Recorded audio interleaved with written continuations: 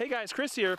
Tonight I have a story about a retired couple who go RVing to Yosemite National Park, and while there, they are dispersed camping outside of the park, and one night they have an extremely terrifying situation happen to them while they're inside their RV.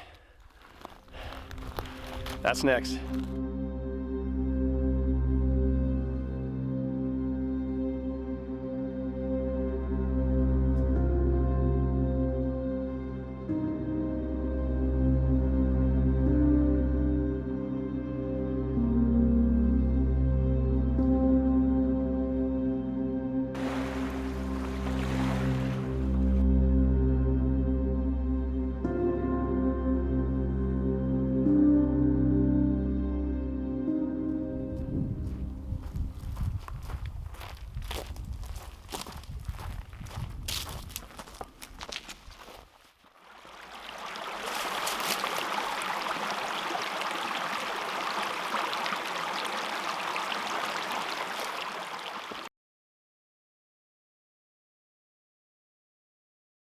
Here, I like this rock here.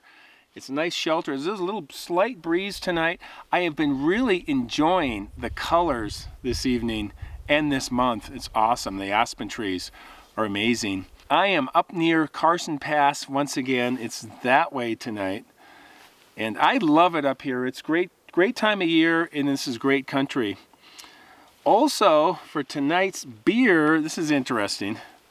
This is called the Joy Bus Wow Wheat. And that is by the Four Peaks Brewing Company. And it says it's wondrous orange and wheat. So I'm not sure what I'm getting into here with this one. But did you notice the little camper van right there? That's kind of significant to our story tonight. It's a form of an RV, so there we go. That's actually pretty tasty. All right.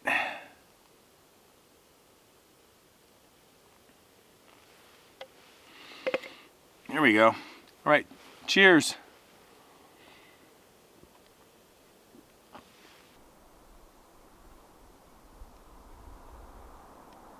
Okay, so back in 2011, there was a retired couple named Ken and Judy from Joplin, Missouri. And they had a tragic event in their life. Their son was killed in an accident. And they didn't want to disclose that and the details of that. But what it did was it forced them to seek some change in their life. And they knew they needed to make a drastic change because they just couldn't go back to the way their lives were with their son.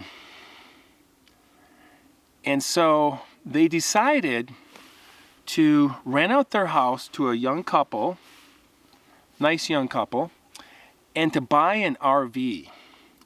So they bought themselves about a 19-foot Class C RV to start out with, and they like the idea of the Class C. And what a Class C is, it's an RV that you actually drive.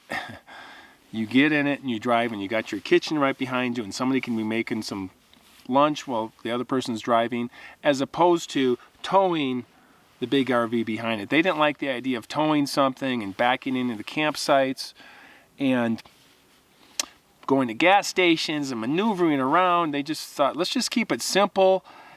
And it turns out they really took to RVing very quickly. It became very natural for them, and they really enjoyed it. And they thought, we should have done this a long time ago. And they would have had memories with their son had they done so, but they were happy they were doing it now. And they started in the Midwest and then worked their way west towards Arizona, New Mexico, and they came up through California, and they had a route. They were going to go through Oregon, Washington, and around through the Rockies and head back. And they went to Yosemite National Park, and turns out they really enjoyed the national parks, the national park system, and they were really having an adventure, a time of their life. And they got to Yosemite and they said, boy, we're just really enjoying this here. And whenever they found a place they liked, they would stay 4 days, a week, sometimes even longer. And sometimes to do that, you couldn't always get designated reservations for campsites, especially in a national park. So they would do dispersed camping outside the national park in the national forest. And what dispersed camping is, it's where you don't have any amenities. You don't have hookups. Sometimes it's called boondocking. Take your RV, you don't have electrical, sewer, water. And when you're in the national forest and you're not in a campground, you don't even have a picnic table, a fire pit, or even a bear box. But when you have an RV, you're pretty well set because you have your kitchen, your bed, your sleeping area, your place to hang out, your shelter.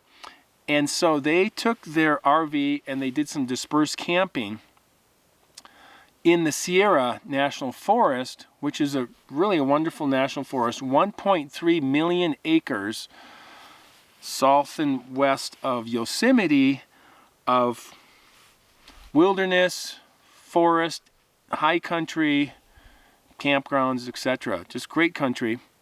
And they found an area similar to where I'm at right now, with a big open meadow, mountains around it, stream in the middle of it. And they took the dirt road off the main road and they just set up right at the edge of the trees, had a beautiful view of the meadow.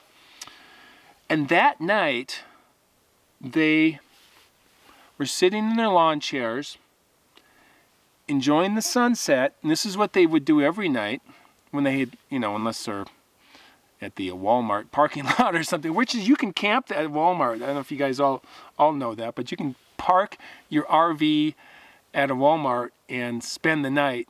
You can't set up barbecues and fire pits or anything like that, but they let you do that for free. That's pretty cool. But they were enjoying their evening, drinking a glass of wine, which is what they would do every night. They watched the sunset, saw the stars come out, and just enjoying the evening, very peaceful evening. They did hear some coyotes, and it startled Judy at first. She had never heard coyotes.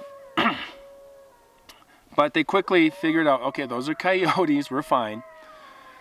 And so they decided, okay, let's turn in, and we'll pick this up tomorrow morning. And so they turned in, and at about 2 a.m., they were asleep, but they awoke to the sensation of the back of their RV being lifted up. Crazy, right? And they could feel the sensation, and then the RV kind of dropped back down. Not too hard. And they were thinking, what is this, an earthquake or a tremor or something? What are we missing here? This is weird. And this is 2 a.m. in the morning. Then it happened again. Back of the RV goes up, and they're sliding down the mattress like this,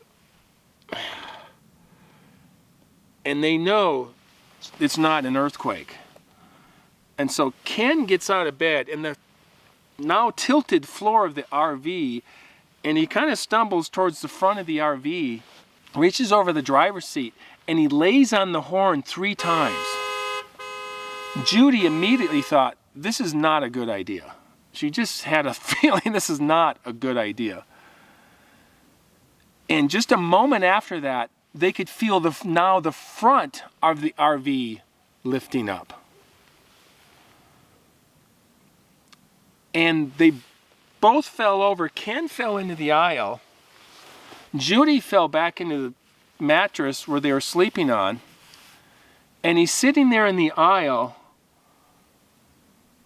and he could hear some deep, heavy breathing from what sounded like a large man.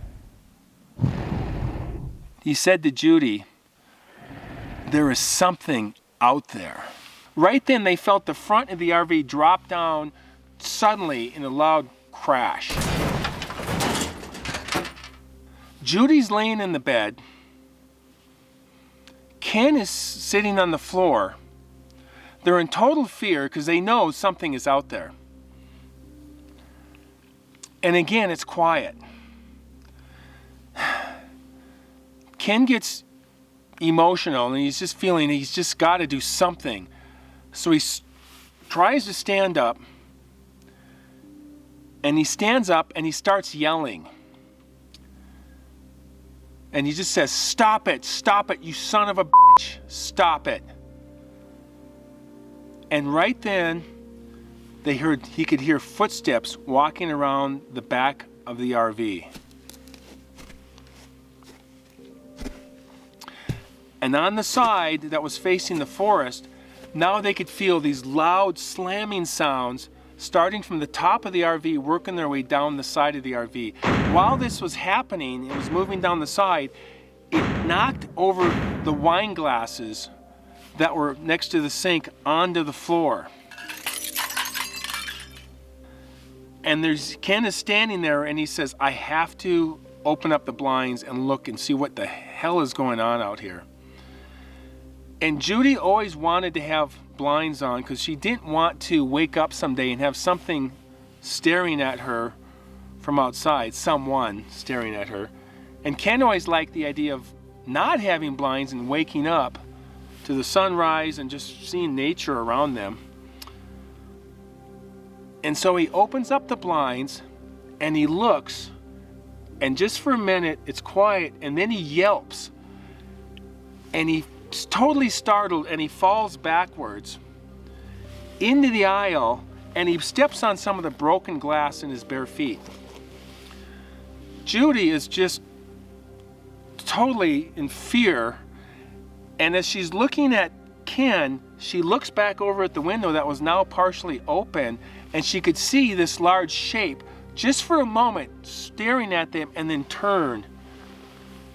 And she described it as just a silhouette, but she could see some reflection in the eyes. Totally freaked out. And she described it as maybe looking like Swamp Thing, except with hair and not all the swampy mess or whatever Swamp Thing is. And she just saw it for just a moment, but this is what Ken looked right into the face of. She turned on the light, she reached and got some paper towels and put it on his foot to stop the bleeding, and while she was doing that, Ken went like this. He goes, quiet, quiet. And they listened, and they could hear outside what sounded like dialogue between two people, but it was like foreign dialogue. And it was the strangest thing because it was almost kind of casual, but it was very deep.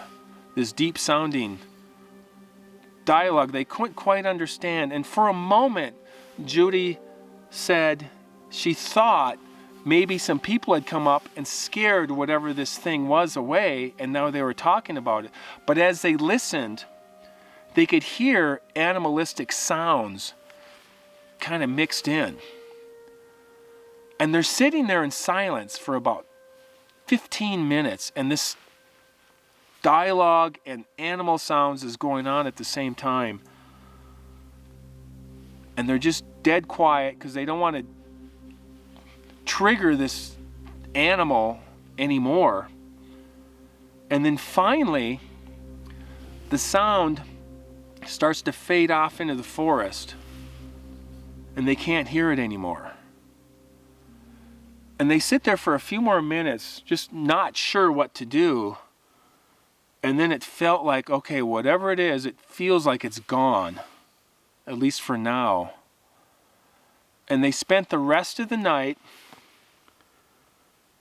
trying to get some sleep, but it was the longest night of their life. The next morning, they made it through the night. Sun came out, and they went out to check on what was going on out there. They did find some footprints. Really hard to see. The ground was packed. They took some pictures and they just didn't turn out very well in the photos because the ground was so packed. And they thought this was the craziest night we could ever have imagined. They wanted to tell the ranger, they couldn't find one. And they said, let's just get out of here. We got to get out of here. They packed up, they got on the dirt road, they drove out. They continued RVing, but they were always cautious going forward. And they felt like we need to stay in a designated campground from now on. Plus we get the full hookups. They just felt safer. But they were determined to continue RVing. And they did. And they never had any more experiences like that as they traveled. And Judy mentioned that she felt like if Ken wasn't there, she might not have believed it even happened. Like whatever happened was so surreal that she might have thought she had imagined it if he wasn't there to confirm it. And so they could talk about it and yeah, to confirm that they went through something. They told a few friends about it. They always remembered there was definitely something out there that they couldn't confirm exactly what it was, but they knew it wasn't a bear or a human, but something else. And that is tonight's story. Once again, it gets super dark on me, and I do a few takes sometimes, and then between the takes it gets really dark. And I'm kind of determined to keep going here. So yeah, this got dark on me. Fortunately, I don't have too far to go. I got to go through a little stand of trees here and across kind of the meadow. My car's over there, so I'm happy about that. So I always appreciate you guys coming along with me. It does. It makes me feel more comfortable talking to something, even though it's an electronic screen, but I know eventually it reaches you guys. So, but interesting, just thinking about all this stuff with these encounters people have, Sasquatch, Bigfoot, and I'm not 100% believer because I don't know for sure, but I've heard enough and I feel I know enough that I'm pretty sure there is something really out there. And so I'm not, making this stuff up or trying to, trick people or whatever. But I do believe in people, and I know people have had stories of things that have happened, and I've read enough, I've heard enough, and I know enough that even if one person is telling the truth, then it's true, And so, but I believe in people, and I know people lie and fake things, but for the most part, it's a waste of time to, spend all this time and try to lie to people and trick people and spoof people or whatever you want to call it. It's just, there's no fun in it. It's better to try to see what's really out there. So anyways, those are my thoughts. It is one of those mysterious things. Very intriguing, though. For me, it's very intriguing, and I think for a lot of you it is too. It's very intriguing that we find footprints and there's people with encounters and we got some footage here and there, and yet we never found an actual body or skeletons, things like that. So it's a mystery. It's very intriguing. It's exciting, and you're out here camping, RVing, or in a tent, and it really does get you to think about things. But for the most part, I think we're going to be okay. And anyways, we'll keep doing more encounters and stories and having fun, and I'm going to keep hiking. And as always, you guys keep hiking too. So thanks for watching. Bye.